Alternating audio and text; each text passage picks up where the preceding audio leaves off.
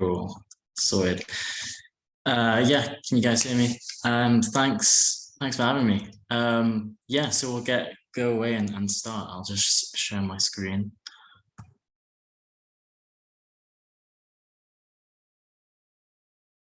There we go.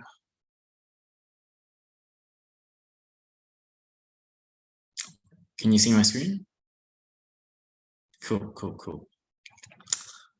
So yeah, guys, this is the last one for the It's an Emergency series, and we'll be on sepsis, which is a pretty big range of within a condition itself, but definitely an emergency.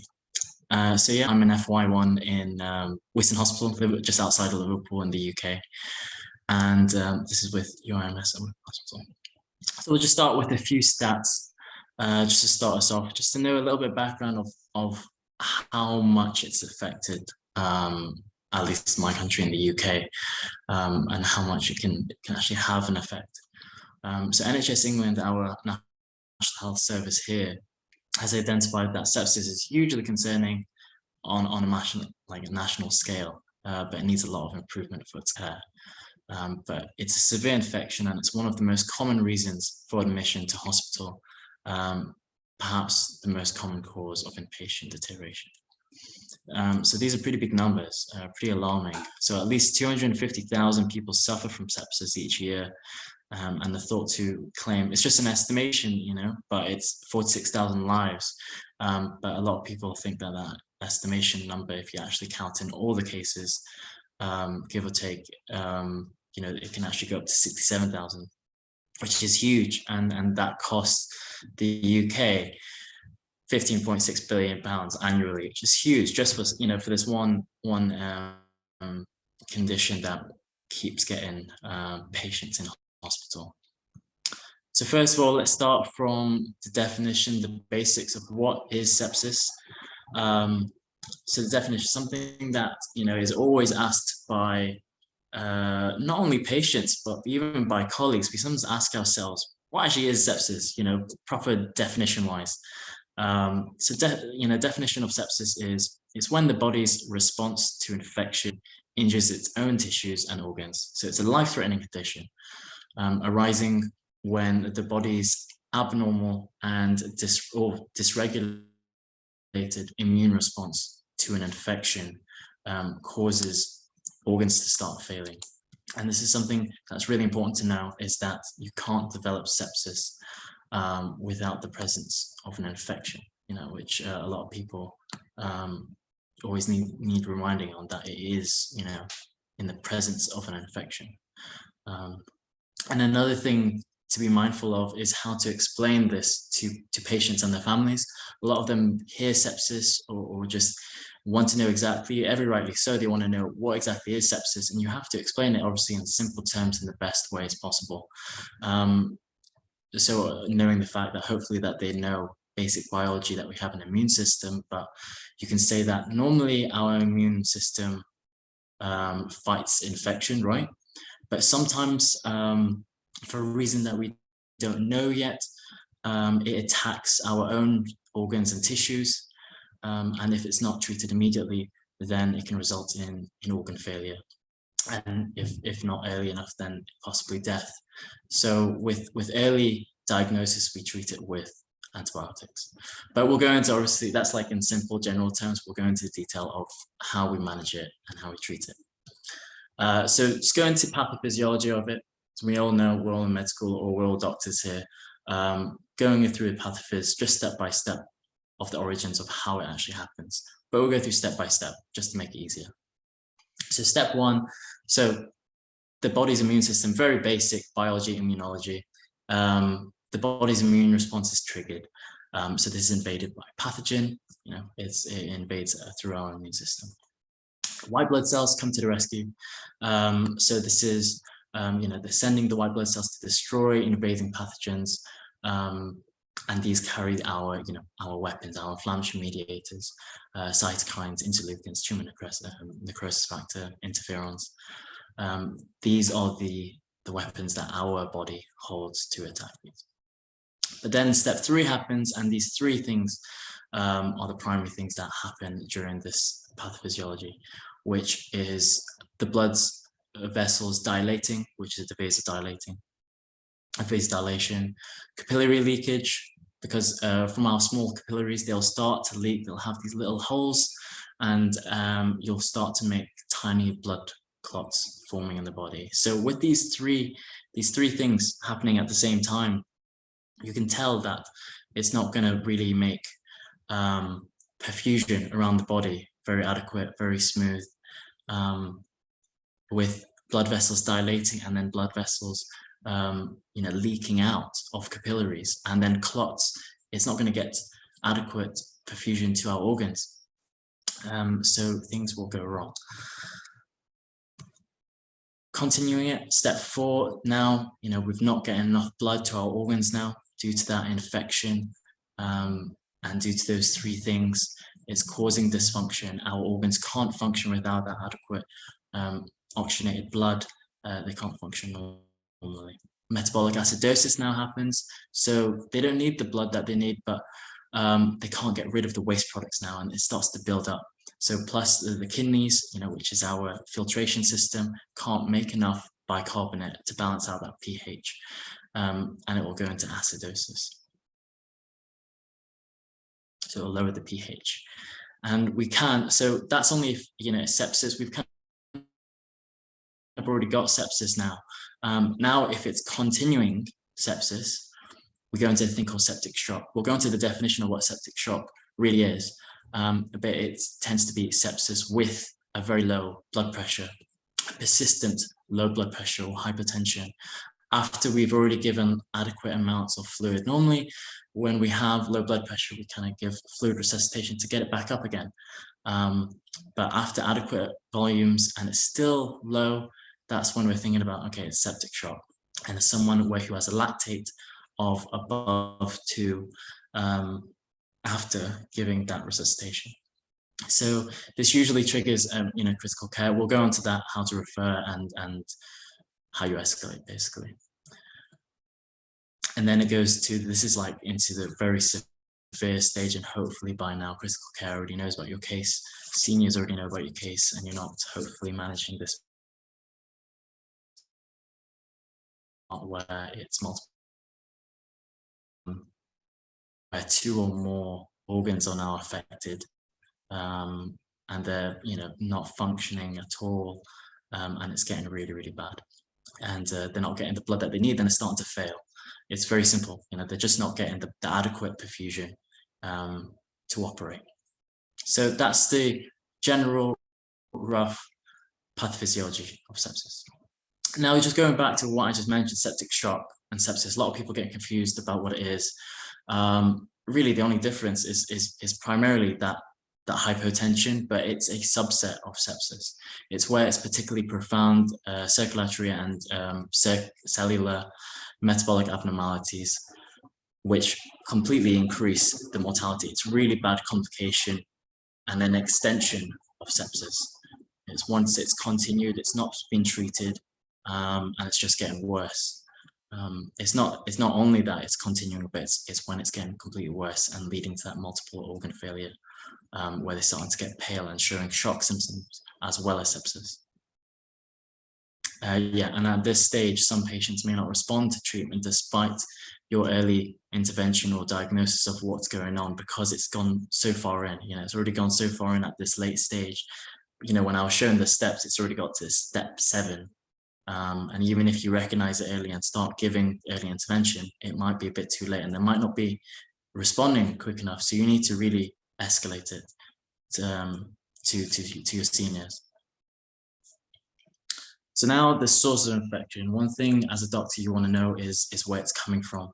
Definitely you want to know how to manage it, but one thing that definitely helps is to know the source of infection. And there's quite a few sources, the more common ones, more common than others.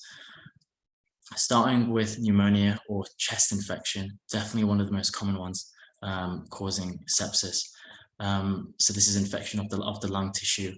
So if you see those classic symptoms, which we'll go on to, those red flags, as we say, of sepsis, this is along with coughing, productive cough, shortness of breath, having that respiratory distress, that maybe pleuritic chest pain.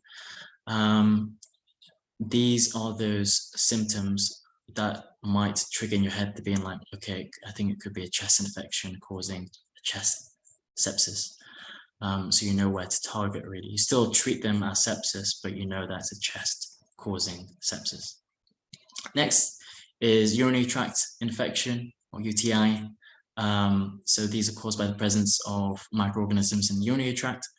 And symptoms for this, especially I see it quite a lot on urology, and you'll be seeing dysuria, frequency, maybe pain in the genital areas or whenever they urinate, pyuria, or discolored urine, maybe foul smelling urine as well, or just hematuria, blood in the urine. So these are different symptoms that you might find that will trigger the aspect of a urine tract infection causing sepsis. Intra-abdominal sepsis. So this normally arises from biliary tract or as a complication of a perforation of the bowel. Very common in post-surgery patients, which you'll see a lot. So these are things that you need to think about. If you know that they've come out of an operation post-op, you just need to be aware and be ready to act accordingly if any red flags show up, which we'll go into soon.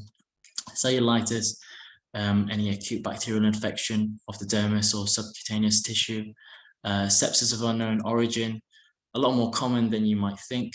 For sepsis of unknown origin, often not many symptoms associated with the focus infection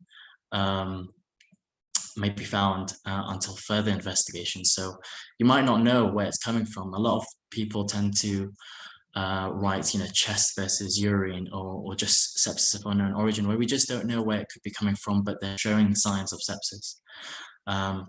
One thing to know is chemotherapy patients.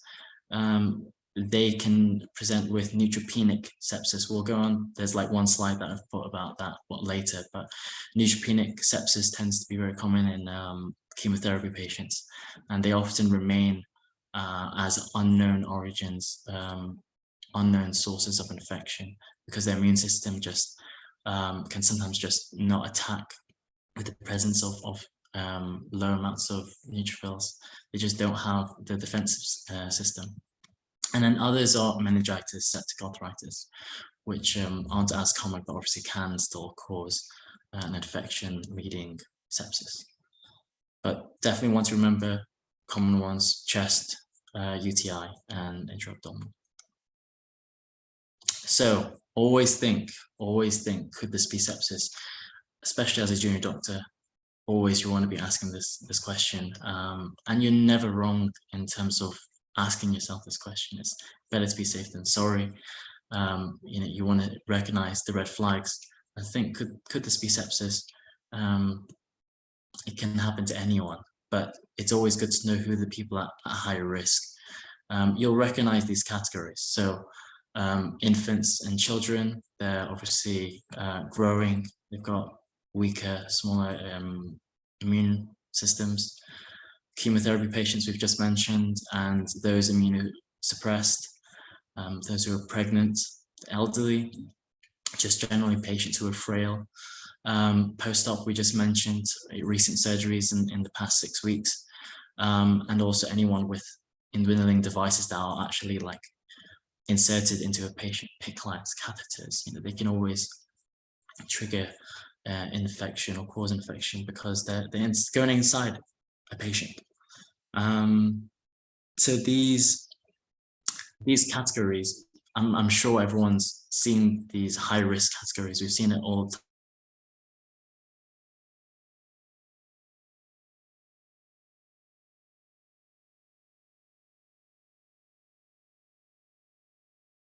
All high, recognizing the red flags and the signs and symptoms, and doing a very classic thing is an A to E, and that's how you can assess a patient.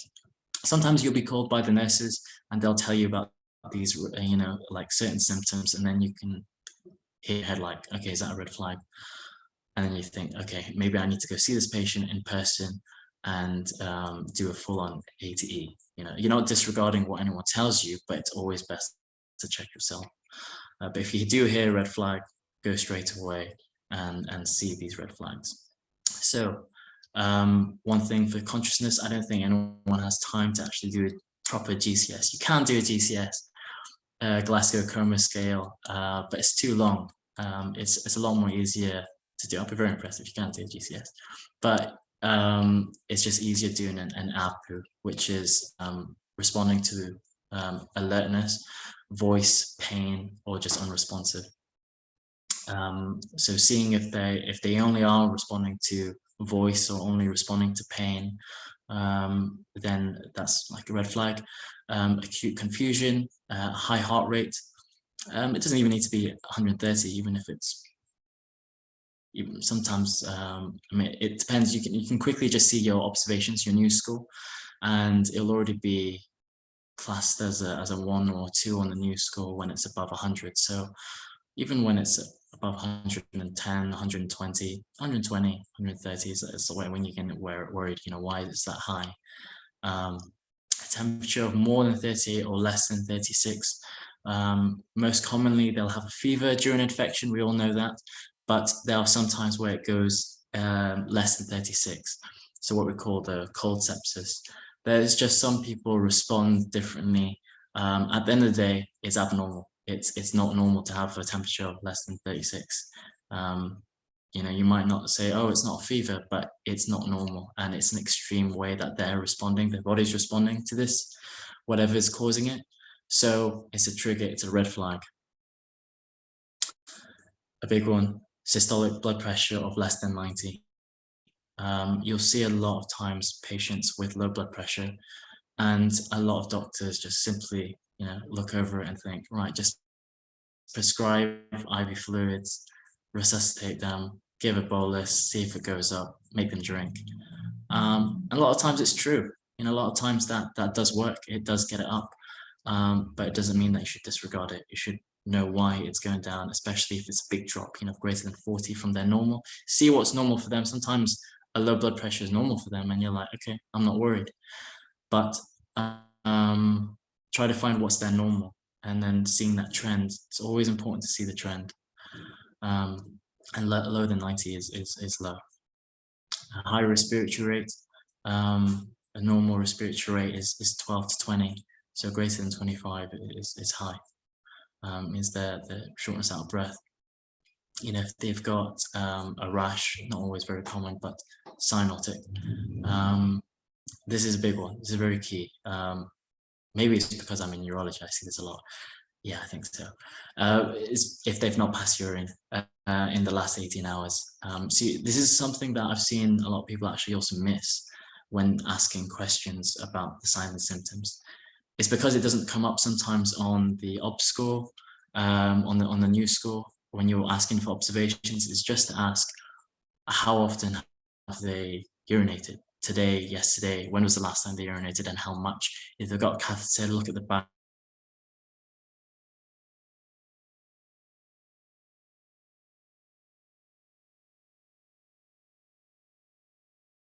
Ask them, especially in the last 8, and the lactate.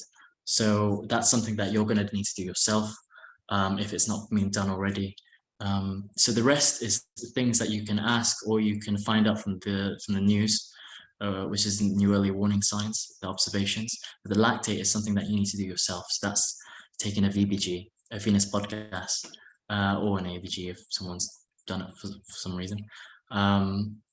And that would be telling you the lactate. So lactates are very important as well.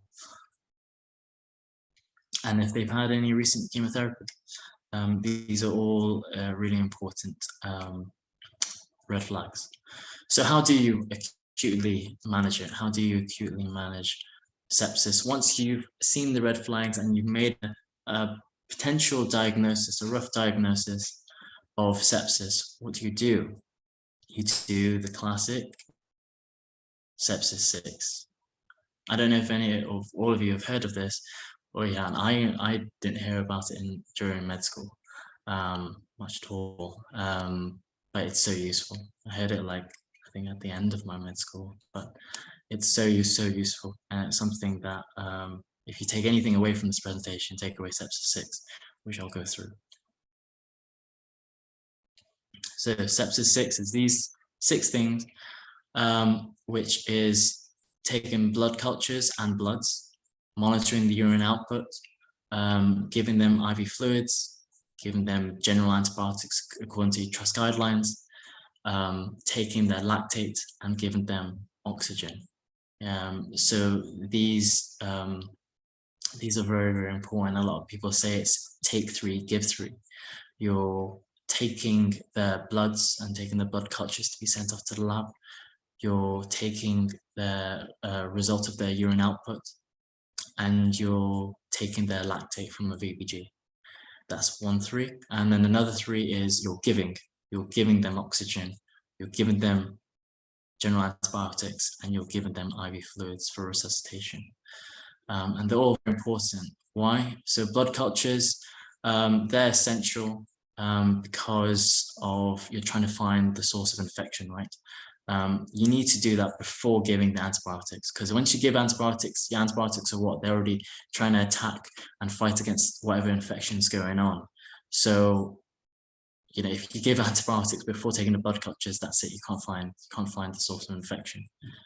You can't find the cause. So you need to do blood cultures before. And whilst you're taking blood cultures, you can easily put in the bottles and take the rest of the bloods as well. You know, 2 birds with 1 stone. So in that way. And you should take 2 sets of cultures. According to your trust, every hospital is different, but it should be that way, according to your policy. It's normally always essential to take blood cultures anyway whenever there's a high temperature, just in case of infection. It's a red flag, and especially if they are AKI as well with sepsis. Urine output or fluid balance is just monitoring to identify any circulation volume problem. You know, there may be blood in the urine, which might be a trigger. So these are different things that are essential, and knowing their fluid balance can therefore prompt early intervention if you know that from early on. IV fluid is purely for resuscitation. You should give them bolus. Bolus means challenging them, you know, challenging the patient. Okay, I'm going to give you this amount of fluid. How are they going to respond to it? Is their blood pressure going to go up, or is it not? Is it going to stay the same, and is it leading, you know, getting worse and worse and worse to what we were talking about, you know, septic shock? But you know, you want to give them IV fluid straight away. So if they haven't got a cannula in, get that cannula in ASAP. You know, that's a biggie for junior doctors, is to help get that cannula in as soon as possible. It's one of our essential skills that we need to have, at least in the UK. Antibiotics, so this is a big thing.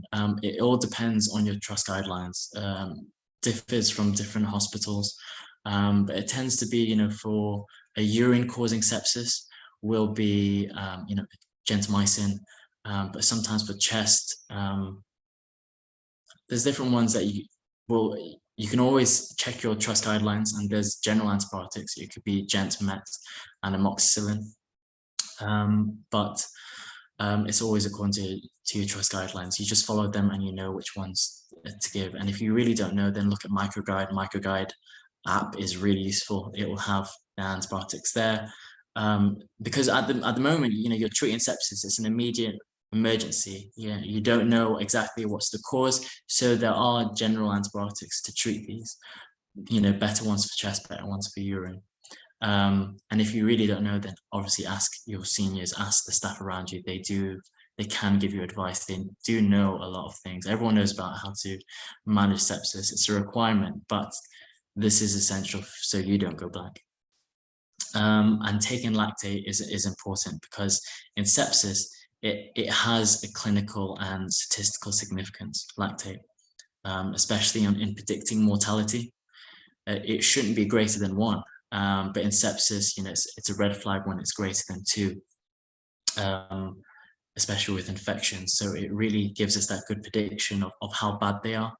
And a measurement of lactate in all septic patients is just a simple strategic method to assist all of the clinicians who are there on how to manage it effectively, basically, based on the condition.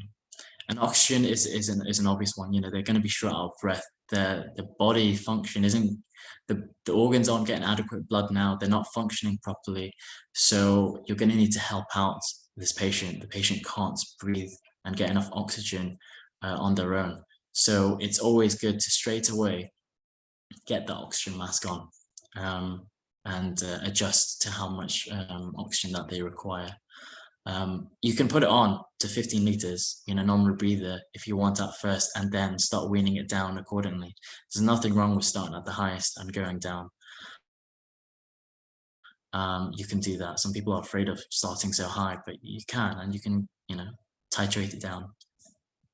What do you do next? Once you've done sepsis 6, once you know that he or she has got sepsis, what do you do next?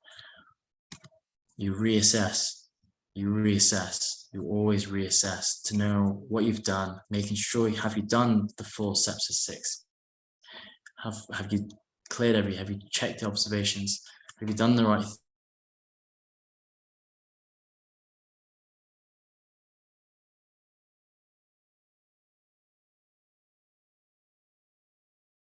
following your senior specialist? So you repeat observations again.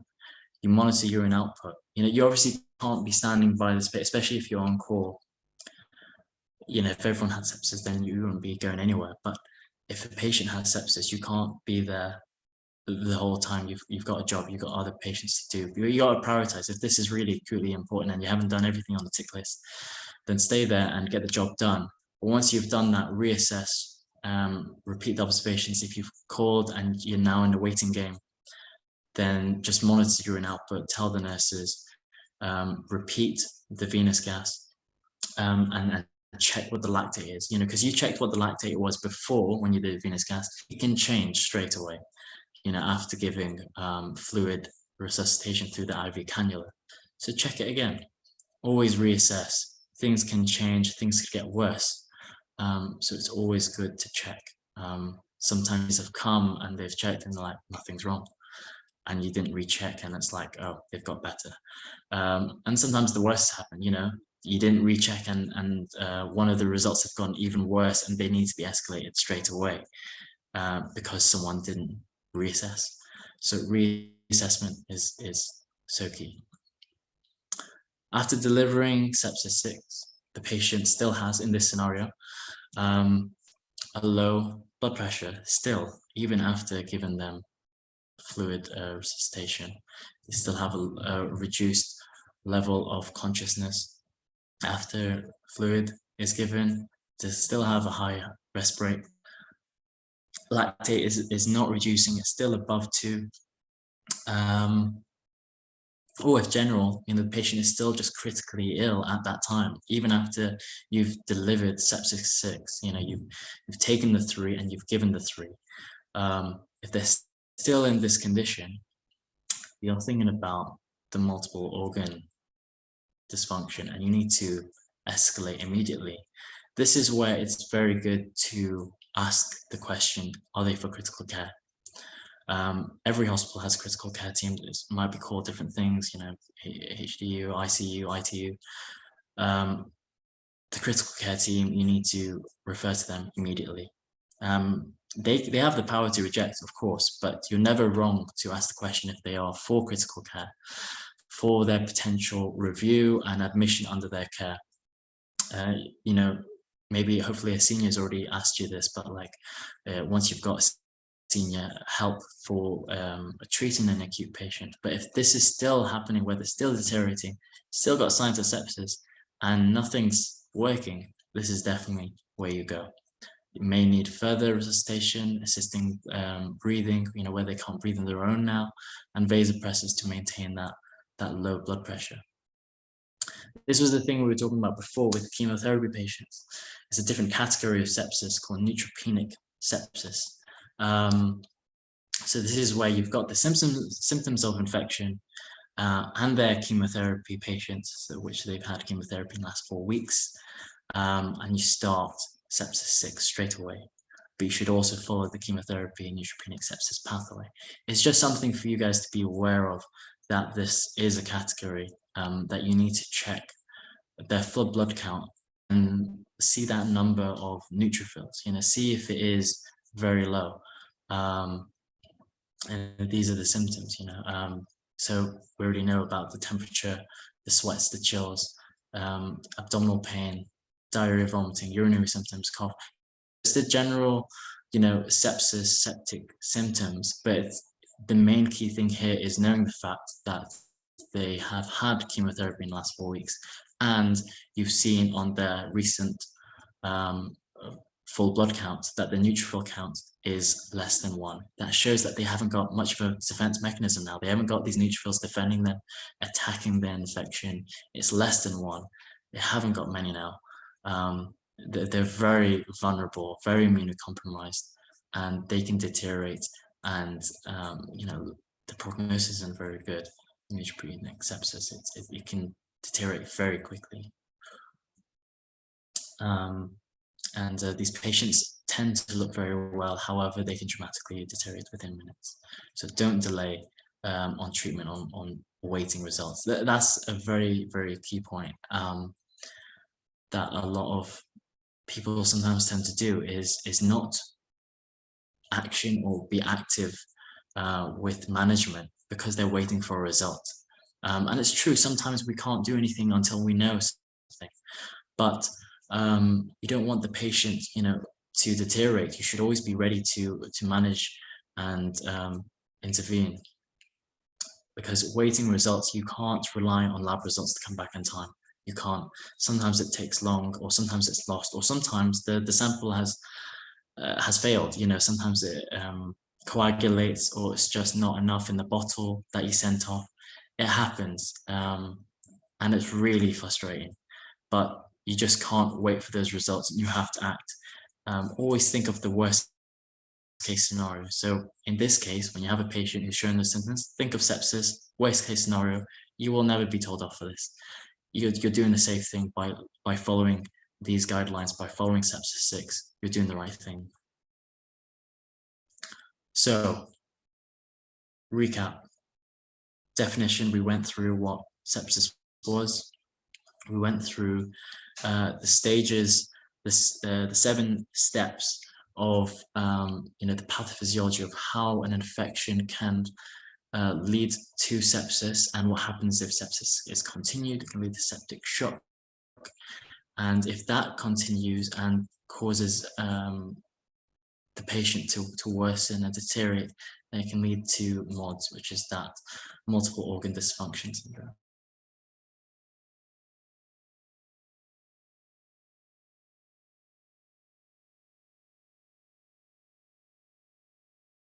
About the sources of abdominal post-surgeries, cellulitis, meningitis, arthritic sepsis, and septic of unknown origin. Those were the sources of infection, the most common ones being chest and UTI, but those were the sources. And then we spoke about the red flags that you see for sepsis, acknowledging them and knowing what to do with sepsis 6. So recommended by the National Institute of Clinical Excellence, as we know in the UK as the NICE guidelines. Sepsis is all about recognition, diagnosis, and early management.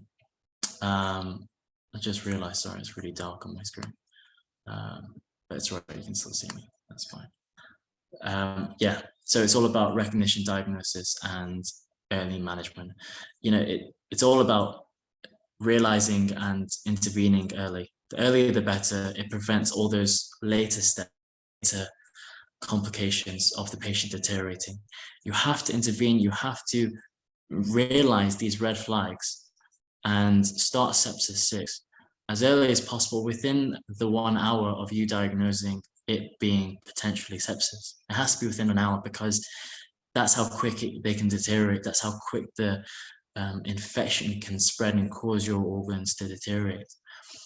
So it has to be quick, but you have to stay calm and not panic and escalate straight away. So I think that's everything. Hopefully I haven't blabbered on and gone into too much detail for you to understand, but thank you for listening. And if you've got any questions, ask away, but if you want to contact me, that's my email, or through social media, through UIMS Instagram account. Thank you very much for that lecture, Dr. Dev. That was really, really useful. For those of you who would like to give some feedback, I'm just going to post the feedback link below. But other than that, thank you very much for attending this series and all of these lectures. And tune in to our Instagram account or other social media accounts for UIMS for some more events. Thank you very much. And I'm just going to share the QR code as well. Thank you all and have a nice evening.